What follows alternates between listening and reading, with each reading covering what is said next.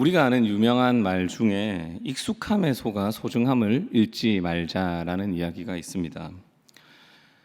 아무리 소중하고 아무리 귀중한 것도 익숙해지면 그 소중함을 잃어버리는 경우가 많다는 뜻입니다.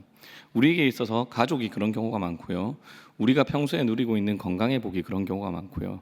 우리에게 주어진 하루하루의 은혜가 사실 모든 것이 다 하나님의 은혜인데도 불구하고 이것에 익숙해지다 보니 그 소중함을 잃어버리는 경우가 많이 있는 것 같습니다. 근데 단순히 이 익숙함에 속아서 소중함을 잃어버리는 이런 일들은 우리가 경험하는 여러 가지 은혜들 뿐만 아니라 성경 말씀에도 적용이 되는 것 같습니다. 왜냐하면 유명하고 익숙한 본문일수록 내가 그 말씀에 대해서 잘 안다고 생각하고 그 익숙함에 빠져서 하나님께서 주시는 그 말씀의 소중함을 잃어버리는 경우들이 있기 때문입니다. 그리고 오늘 우리가 읽었던 본문은 어찌 보면 우리에게 너무나도 익숙한, 그래서 너무나도 익숙하기 때문에 이 소중함을 잃어버린 본문일 수도 있다는 생각이 듭니다. 왜냐하면 이 본문이 워낙 유명한 본문이다 보니 찬양으로도 많이 불려지고 이제 설교로도 많이 들었던 본문이기 때문이죠. 우리가 오늘 본문의 말씀에 익숙해져서 이 말씀에 대한 소중함을 잃어버린 채 살아갔다면 오늘 이 예배의 시간을 통하여서 다시 이 말씀의 소중함을 회복하는 시간이 되길 간절히 원합니다. 오늘 본문은 예수님께서 어부였던 베드로를 자신의 제자로 부르시는 장면입니다. 우리가 오늘 본문을 통해서 가장 먼저 알 수 있는 것은 진정한 순종이 어떤 것인가, 진정한 순종이 어떤 것인가에 대해서 알 수 있습니다. 오늘 본문을 통해서 알 수 있는 이 진정한 순종의 가장 핵심적인 부분은 바로 하나님의 말씀 앞에서, 예수님의 말씀 앞에서 나의 생각과 나의 선입견을 내려놓는 것이라는 것을 알 수 있습니다. 오늘 본문 4절에 보면 예수님의 명령이 나옵니다. 예수님께서 베드로에게 하신 명령이 나오는데요. 그 명령이 무엇입니까? 그 명령은 바로 깊은 데로 가서 그물을 내려서 고기를 잡으라는 명령입니다. 그런데 이 명령은 베드로 입장에서 보면, 우리는 이제 글로 읽으니까, 그리고 우리는 어부가 아니니까 그 상황에 없으니까 그냥 편하게 읽는데요. 이 명령은 어부였던 베드로의 입장에서 보면, 그리고 그 당시 상황에 있었던 베드로의 입장에서 보면 순종하기 매우 어려운 명령입니다. 크게 두 가지 이유가 있는데요. 그 첫 번째 이유는 베드로의 상황적인 이유 때문입니다. 그러니까 베드로가 처해 있는 그 상황적인 이유가 예수님의 명령에 순종하기 힘들게 만드는 이유입니다. 왜냐하면 본문 2절에 보면 어부들이 나와서 배에서 나와 지금 그물을 씻고 있다고 이야기를 합니다. 이제 많은 성도님들이 설거지를 합니다. 설거지를 하고 나서 모든 설거지가 다 끝난 다음에 하는 것이 무엇입니까? 설거지를 했던 수세미라든지 아니면 싱크대를 뭐 하는 것입니까? 이렇게 치우고 이제 이 싱크대를 한다. 그 수세미를 씻으면서 마무리를 하지 않습니까? 그러면 그물을 씻는다는 것은, 어떤 것을 씻는다는 것은 이제 그 행위를 완전히 마무리하고 마감하겠다는 의미가 됩니다. 따라서 이제 베드로가 지금 밖으로 나와서 그물을 씻고 있다는 것은 이제 모든 고기잡이를 다 끝내고 이제 더 이상 고기를 오늘은 잡지 않겠다라는 표현이 된다는 것이죠.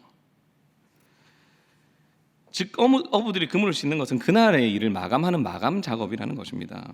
그런데 우리 성도님들 중에서도 뭐 가게를 하시는 분들이라든지 이런 분들이 있으시겠지만, 사실 어떤 일을 할 때 가장 귀찮은 순간이 어떤 순간입니까? 그 일을 마감했을 때입니다. 설거지를 했을 때 가장 짜증나는 순간이 언제입니까? 이제 싱크대를 씻고 이렇게 수세미를 씻고 설거지를 다 끝냈다고 생각했는데 갑자기 설거지를 할 게 딴 하고 나타난다면 어떤 생각이 듭니까? 주여. 네, 이렇게 되는 것입니다. 그러니까 지금 베드로가 처한 상황이 이런 상황이라는 것이죠. 베드로가 밤새 고기를 잡아서 피곤하고 그물을 펴는 것이 너무나도 귀찮은, 다시 고기를 잡으러 가는 것이 너무 귀찮은 이 상황이 베드로가 예수님의 말씀에 순종하기 힘든 첫 번째 요소입니다. 그리고 베드로가 예수님께 순종하기 힘들었던 두 번째 이유는 바로 베드로와 예수님의 직업입니다.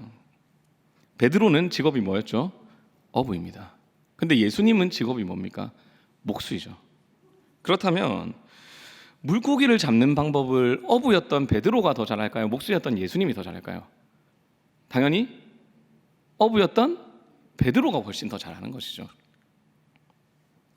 그러니까 어부인 베드로의 입장에서 봤을 때 오늘은 물고기가 안 잡히는 날이고, 그렇다면 뭐 깊은 데로 가든 얕은 데로 가든 고기를 잡으라는 이 명령은 자신의 이 노하우와 몇십 년에 걸친 노하우와 지식 앞에서는 너무나도 무의미하고 의미가 없는, 가능성이 없는 명령이라는 것입니다.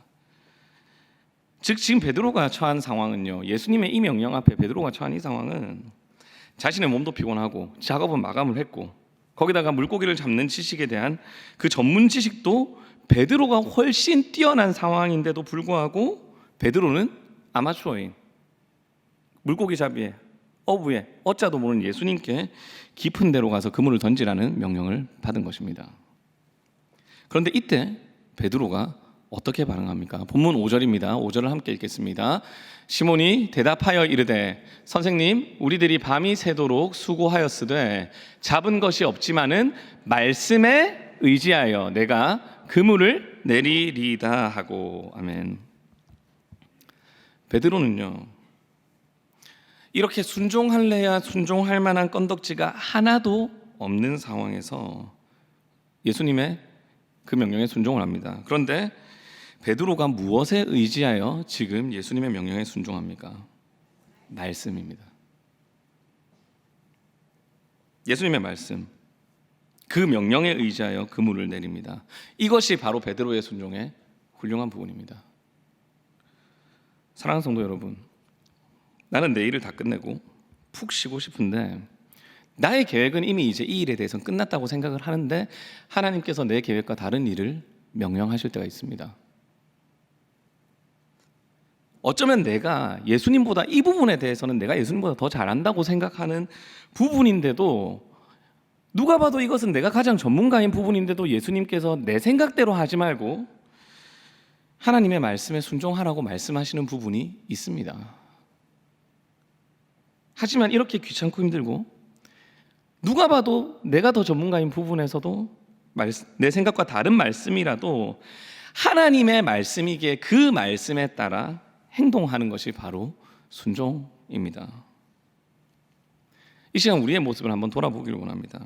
우리의 모습 가운데서 하나님의 말씀에 순종하는 것을 가로막는 부분들이 어떤 것이 있는지를 한번 고민해 보기를 원합니다. 그리고 그런 부분이 있다면 우리가 오늘 함께 말씀을 듣고 또 기도하고 또 함께 평소에 경건 생활을 하면서 우리의 순종을 가로막는 부분을 내려놓고, 말씀 앞에 내려놓고, 어떻게 보면 듣는 것으로만 끝내기 좋아했던 나의 오랜 신앙 습관이 어떻게 보면 예수님보다 더 전문가라고 생각하고 더 잘한다고 생각하는 나의 가치관, 선입견, 생각 등이 예수님께 순종하는 것을 막는 부분이 있었다면 우리가 이 말씀을 돌이켜보며 그 부분을 내려놓고 그 말씀 앞에 순종하는 우리 울산교회 성도님들이 되시길 간절히 원합니다. 이렇게 이제 베드로가 예수님의 명령에 순종을 했습니다. 자기 생각을 내려놓고 너무 귀찮은 상황에서도 베드로가 순종을 했습니다. 근데 이렇게 예수님의 명령에 순종했을 때 지금 베드로에게 어떤 일이 일어났습니까? 6절과 7절에 보면 나와 있는데요, 어떤 일이 일어났습니까? 그물이 찢어지고 베드로 혼자서는 감당하지 못할 정도로 정말 너무나도 많은 물고기를 잡게 되는 일이 일어납니다. 그래서 우리가 이 말씀이 사실 참 좋습니다. 왜냐하면 예수님의 명령에 순종하니까 이제 맞지 않습니까? 고기도 많이 잡고 이렇게 행복해 보이는 이런 말씀이 참 좋은데, 그래서 우리가 일반적으로 이 말씀을 묵상할 때 어떻게 하냐면 예수님의 말씀에 순종하면 하나님께서, 예수님께서 이렇게 채워주신다, 복을 주신다라는 말씀으로 이제 받고 우리가 또 힘든 상황 속에서도 말씀 앞에 순종하는 결단을 하는 경우가 많이 있습니다. 그리고 이 말씀이 물론 맞는 말입니다. 하나님의 말씀을, 진짜 하나님의 말씀을 믿고 그 말씀대로 살아가는 성도들의 인생을 하나님께서 분명히 책임지시고 하나님이 살아계심을 보여주시기 때문입니다. 이 말씀도 맞는 말입니다. 하지만 저는 이 본문을 단순히 이렇게 적용하는 것으로 끝내지 않길 원합니다. 왜냐하면 이 본문의 핵심이요, 순종으로 인해서 받는 복이 아니기 때문입니다. 복음서에 보면요, 예수님께서 수많은 이적들을 베푸실 뿐만 아니라 수많은 사람들의 순종하는 모습이 나옵니다. 정말로 많은 사람들이 순종하지 않습니까? 예수님의 명령에. 그리고 이제 그 사람들이 예수님의 명령에 순종한 것이 그 본문의 핵심이 될 때, 그러니까 예수님의 명령을 듣고 그 말씀에 순종해서 이제 복을 받고 하나님 예수님께서 주시는 기적을 체험하는 것이 그 사람의 순종이 핵심일 때 나타나는 두 가지 현상이 있습니다. 몇 가지 현상이 있다고요?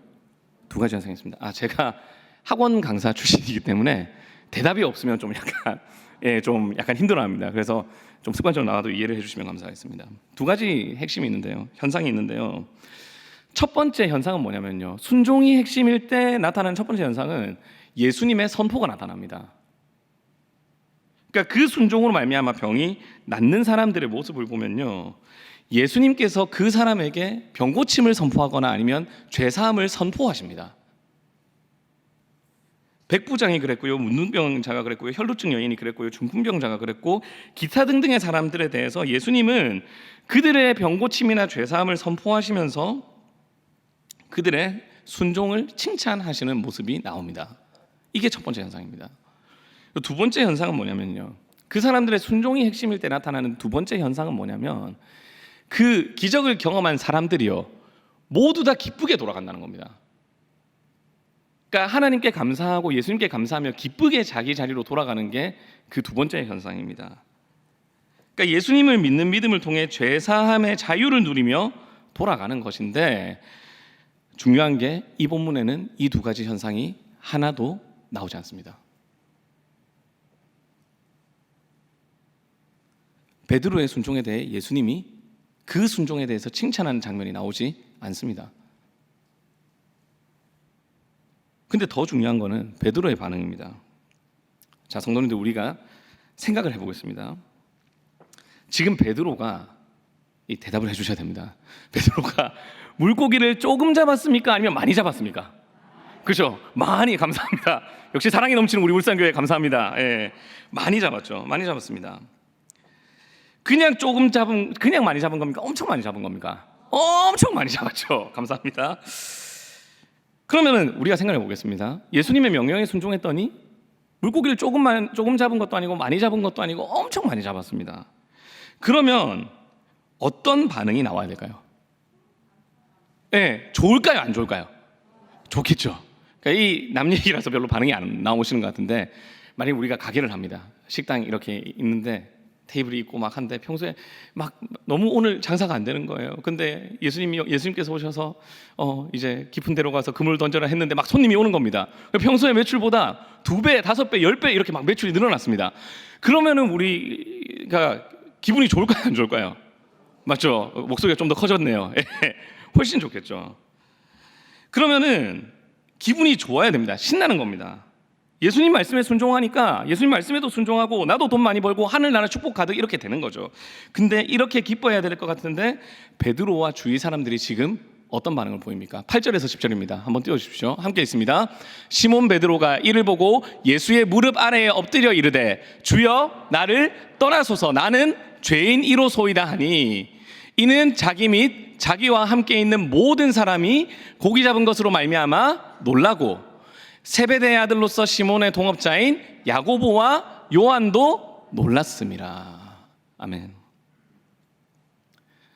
지금 9절과 10절에 놀라다라는 말이 나오는데요, 이 놀라다라는 말이 헬라어로 땀보스라는 단어입니다. 근데 이 표현이 어디에 나오냐면요, 누가복음 4장 36절에서 귀신을 쫓아냈을 때 사람들이 놀랬다라고 할 때 그 표현이 이 표현입니다. 그리고 사도행전 3장 10절에서요, 나면서부터 못 걷는 사람들을 고쳤을 때 사람들이 놀랐다라는 표현인데, 그때 나오는 놀라다가 이 표현입니다. 그렇다면 여기서 놀라다라는 표현은요, 그냥 기쁨의 놀람, 너무 신나는 놀람, 그 놀람이 아니라 권능의 나타남에 대한 경외감의 놀람입니다. 그러니까 물고기를 그만큼 많이 잡은 사람들의 모습이 지금 신나서 와 대박, 오늘 진짜 많이 잡았다, 내가 오늘 많이 잡았으니까 내가 회식 쏜다, 가자, 이런 기쁨의 상황이 있는 게 아니라요, 이렇게 멍하게 그 이적 앞에서 숙연해졌다는 것입니다. 근데 베드로는 어떻습니까? 오히려 더 심합니다. 예수님을 향해 지금 뭐라고 얘기하고 있습니까? 예수님의 무릎 앞에 엎드려서 주님이라고 부르면서 자신이 죄인이기 때문에 떠나달라고 합니다. 예수님 때문에 대박이 났으면 오히려 계속 있어서 내 물고기 잘 잡히게 도와주세요라고 할 것 같은데 그러지 말고 예수님 나를 떠나소서라고 얘기합니다. 예수님의 무릎 앞에서 죄인이라고 떨고 있는 모습, 어디서 많이 본 듯한 모습 아니십니까? 이 모습은 바로 모세가 떨기나무 앞에서 하나님의 임재를 느낄 때 보였던 모습입니다. 이 모습은요, 선지자 이사야와 에스겔이 하나님의 현현 앞에서 보인 모습입니다. 그리고 그 외에 수많은 구약의 인물들이 하나님을 만났을 때 나오는 모습이 지금 베드로가 보여주는 모습입니다. 근데 베드로가 지금 예수님 앞에 이 모습을 보여주고 있습니다. 왜 베드로가 이런 모습을 보이고 있을까요? 그것은 바로 이 사건을 통해 베드로는 예수님이 하나님이심을 알게 되었기 때문입니다. 이 본문의 핵심은요, 순종하니 복받는다는 것이 아닙니다. 말씀에 순종했더니 내 말씀대로 살아보니까 나는 내가 의인인 줄 알았는데 알고 보니 내가 하나님 앞에서 죄인이라는 거. 그리고 자신에게 기적을 베푸신 예수님께서 하나님이시라는 걸 알게 된 것, 이것을 깨달은 게 이 본문의 핵심입니다. 베드로는요, 이 사건을 통해 예수님이 누구인지를 정확하게 알게 됐습니다. 사실 베드로가요, 누가복음에서 예수님의 기적을 경험한 게 처음일까요? 처음이 아닐까요? 처음이 아닙니다. 앞서 있는 누가복음 4장에 보면 예수님께서 베드로의 장모를 고쳐주신 장면이 나옵니다. 그래서 베드로가요, 예수님을 이제 이런 기적을 경험한 거예요. 먼저 예수님을 처음 물고기를 잡을 때 만난 게 아니라 이미 이런 기적을 경험한 겁니다. 그러니까 그 말을 따랐겠죠. 그래서 베드로가 예수님을 제일 처음 볼 때 뭐라고 부를까요? 5절 한번 띄워주십시오. 자, 파란색으로 되어 있죠. 뭐라고 부릅니까? 선생님이라고 부릅니다. 베드로가 예수님을 제일 처음에 뭐라고 불렀다고요? 선생님이라고 부릅니다. 그러니까 베드로가 장모님 고쳐주시는 거 보니까 예수님을 자기가 경험했는데, 그렇게 예수님을 경험해보니 이 예수님이 존경할 만한 선생님이다, 좋은 말씀 전해주시고 기적을 베풀어 주시는 좋은 분이다 라고 인정을 하고 있었다는 것이죠. 그래서 좋은 선생님이니까 선생님이 하라고 하니까 따른 것입니다. 그런데 이 사건 이후, 베드로가 지금 물고기를 잡은 이 사건 이후 베드로가 예수님을 뭐라고 부를까요? 8절입니다. 지금 파란색으로 되어 있는데요, 뭐라고 부릅니까? 주여라고 부릅니다.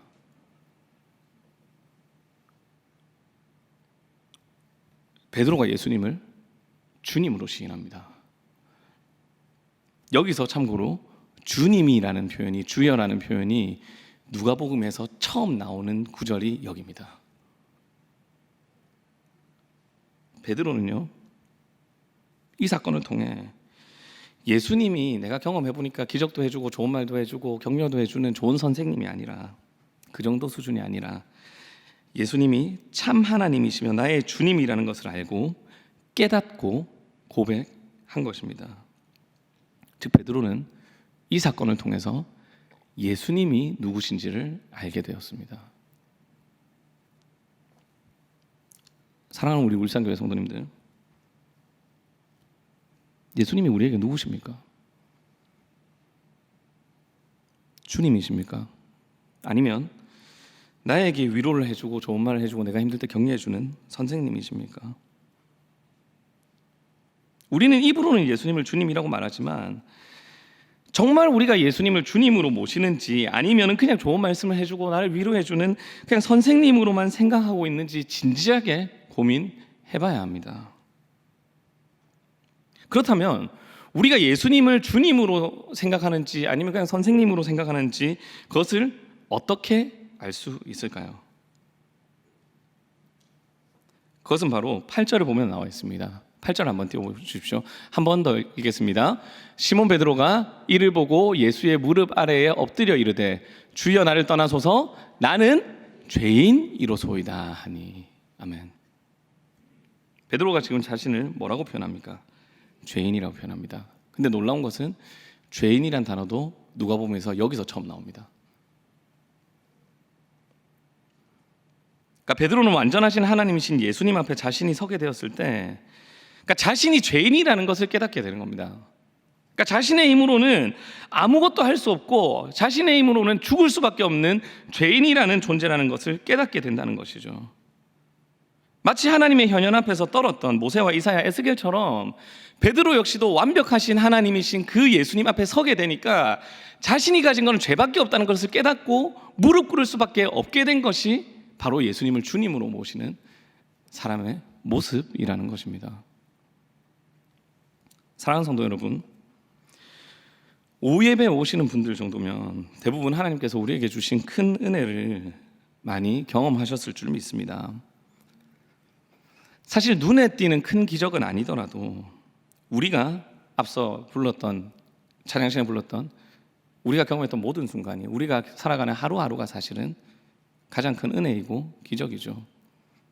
사실 가장 큰 은혜와 기적은 무엇입니까? 죄로 말미암아 멸망할 수밖에 없는 우리로 하여금 예수 그리스도를 알고 믿고 그 구원의 은혜를 경험할 수 있게 된 것 자체가 가장 큰 은혜고 기적인 줄 믿습니다. 근데 우리는 우리에게 주신 이 기적의 사건들 가운데에서 무엇을 알고 무엇을 깨닫고 지냈습니까? 그러니까 우리가 감당하기 힘든 문제들을 하나님께서 주십니다, 때로. 그리고 그 문제를 하나님께서 우리가 기도하고 하나님께 엎드려서 해결해 주셨을 때 우리가 무엇을 알게 되었습니까? 대부분은 저 역시도 마찬가지고 눈앞에 있는 문제가 너무 크다 보니까 그 문제가 하나님 은혜로 해결되면 그 문제가 해결되는 것 자체에 대해 감사하는 경우로 끝이 나는 게 많았던 것 같습니다. 그리고 물론 하나님께서 우리에게 주신 은혜에 대해서 우리가 기뻐하고 감사하는 것은 참 정말 큰 은혜입니다. 그 역시도. 하지만 우리가 그 문제가 해결되는 것으로 은혜의 끝을 삼는 게 아니라요, 좀 더 본질적인 부분에 우리가 집중하길 원합니다. 그 기적을 통해서 우리 삶에서 그 기적과 은혜를 보여주신, 이 은혜를 보여주신 하나님은 도대체 누구신가? 날 구원해 주신 예수 그리스도는 누구신가? 그리고 하나님 앞에서 나는 어떤 존재인가? 이것을 우리에게 주시는 매일의 은혜 가운데서 우리가 경험하길 간절히 원합니다. 단순히 우리에게 주어진 기적의 문턱에서, 기적의 경험 앞에서 우리는 예수님을 나의 필요를 채워주시고 좋은 말을 해주시는 선생님으로만 생각하는 것이 아니라 정말 내 삶을 통해 역사하시는 그 하나님의 임재를 통해 내 힘으로 구원받을 수 없는 죄인이라는 것을 깨닫고, 그로 말미암아 나에게 이런 은혜를 베풀어 주시는 우리 하나님이, 우리 예수님이 정말 참 하나님이심을 경험하고 고백하는 우리 울산교회 성도님들이 되시길 간절히 원합니다. 이렇게 하나님이 어떤 분이신지, 예수님이 어떤 분이신지 알게 된 우리의 삶이 그렇다면 어떻게 변할까요? 10절과 11절입니다. 함께 읽어보겠습니다. 세베대의 아들로서 시몬의 동업자인 야고보와 요한도 놀랐습니다. 예수께서 시몬에게 이르시되 무서워하지 말라, 이제 후로는 내가 사람을 취하리라 하시니. 아멘. 그렇게 예수님이 선생님이 아니라 주님으로 고백하고 주로 모시고 그 예수님 앞에서 내가 죄인이라는 것을 깨닫고 예수 외에 소망이 없다는 것을 알게 된 베드로를 향해 예수님께서 제자로 부르십니다. 우리는 예수님의 제자됨에만 집중해서 그 전에 먼저 우리가 예수님을 주님으로 고백하는 그것에 대해서는 소홀하지 않은지 살펴보길 원합니다. 그런데 여기서 또 한 가지 중요한 것은, 지금 베드로가 예수님을 따르겠다고 한 겁니까? 예수님이 베드로 보고 따라온다고 했습니까? 예수님이 베드로 보고 따라오라고 하셨습니다. 우리를 구원해 주신 것도 예수님께서 먼저 이 땅에 오셔서 손 내밀어 주셨기 때문에 가능한 것이고요, 우리가 제자로서 부름을 받고 제자로서 살아갈 수 있는 것도 나의 의지와 노력으로부터 시작되는 것이 아닌 철저히 예수님이 먼저 손 내밀어 주셨기에 가능한 일입니다. 그리고 예수님을 주님으로, 내 삶의 주인으로 모신 그 삶은 이제 주인으로 모시는 것으로 예수님을 주님으로 고백하는 것으로 끝나는 것이 아니라 그 예수님의 부름에 따라 제자의 삶으로 살아가야 할 줄을 믿습니다. 사랑하는 성도 여러분, 우리가 예수님을 만날 때 우리는 죄인임을 깨닫게 됩니다. 하지만 예수님께서는요, 단순히 우리 죄의 문제를 해결해 주시는 것으로 그 은혜를 끝내 주시는 것이 아니라 우리 죄를 용서해 주실 뿐만 아니라 우리로 하여금 사람을 취하라는 새로운 명령을 주십니다. 베드로가 사람을 취하라는 그 예수님의 말씀에 순종하며 살아갈 때 실제로 그 사명을 감당하며 살아갔듯이 이 시간 오후 예배를 드리는 우리도 예수님의 말씀에 순종하며 살아갈 때에 사람을 취하라는 그 말씀을, 그 명령을, 그 사명을 감당할 수 있을 줄을 믿습니다. 사람을 취하는 것이 무엇을 의미할까요? 우리에게 주신 삶의 자리에서 내 생각대로, 내 마음대로 살아가는 것이 아니라 하나님의 말씀에 순종하고 그 말씀대로 살아가는 것입니다.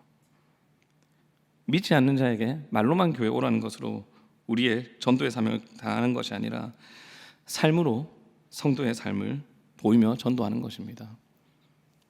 코로나 때문에 교회가 욕 들어먹고 있는 상황 가운데서 교회가 욕을 들어먹는 것이 단순히 언론에서 한 것으로 끝나는 것이 아니라 사실은 내가 교회로 살아가지 못했음을 인정하면서 내 주변의 사람들에게 바르게 내가 교회로서 살아가는 것이 바로 우리가 제자로 살아가는 길입니다. 입으로는 구원이 복이라고 얘기하면서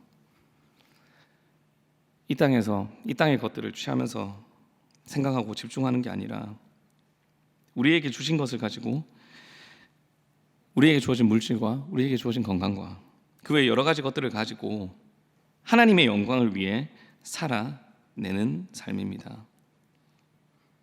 우리 자신이 죄인임을 깨닫는 수준에서 우리의 신앙이 머무는 것이 아니라 죄인에서 구원해 주신 그 차원을 넘어서 우리를 제자로 삼아 주신 예수님의 말씀에 순종하여서 우리에게 주신 사명을 감당할 때 이 땅의 진정한 왕이신 예수 그리스도께서 그분의 때에 이 사명들을 성취하실 것을 믿습니다.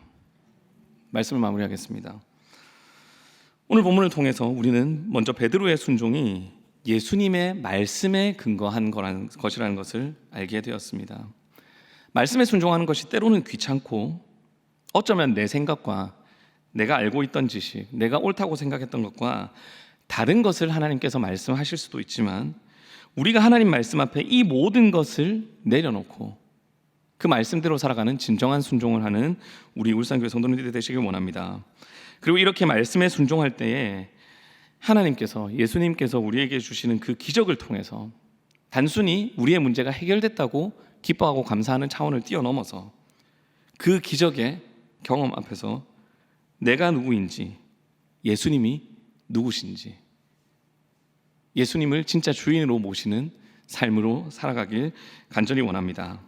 마지막으로 예수님께서는 죄인의 모습에 절망하고 있는 베드로를 향해 새로운 사명을 주셨다는 것을 알게 되었습니다.